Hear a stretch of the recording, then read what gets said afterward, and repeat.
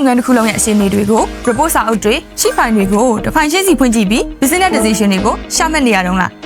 ဒါဆိုရင်တော့ iStore Enterprise Cloud-based ERP software ရဲ့ online dashboard က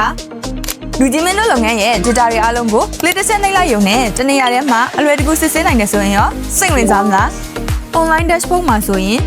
sales performance, finance and cash flow, inventory status, operations overview စတဲ့အရေးကြီးတဲ့ data တွေကို visual report, interactive chart တွေနဲ့ real time စစ်ဆေးနိုင်အောင်ပြသပေးနိုင်တဲ့အပြင်လာရှုပ်နှစ်ရှုပ်အယောင်စရင်းများ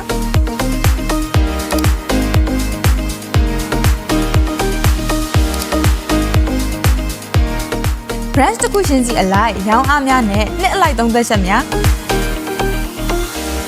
ရောင်းအားအကောင်းဆုံးနဲ့ရောင်းတိုင်းပစ္စည်းစရင်းများအကောင့်တင်ပိုင်းဆိုင်ရာဝင်ငွေထွက်ငွေစရင်းများ branch အလိုက်အရှုံးအမြတ်စရာတွေကိုကြည့်ရှုနိုင်တဲ့အပြင်အရှာအရေးပါတဲ့ report ပေါင်းများစွာပါဝင်ပါတယ်ရှင်ကိုယ့်လုပ်ငန်းမှာဘာဖြစ်နေလဲဆိုတာကိုမေးနေကြမလို့တော့ပဲဘာလို့တင်လဲကိုချက်ရှင်းမြင်နိုင်ပြီးပုံမမြန်ဆန်တိကျတဲ့ business decision တွေကိုရှာမှတ်နိုင်ပါတယ်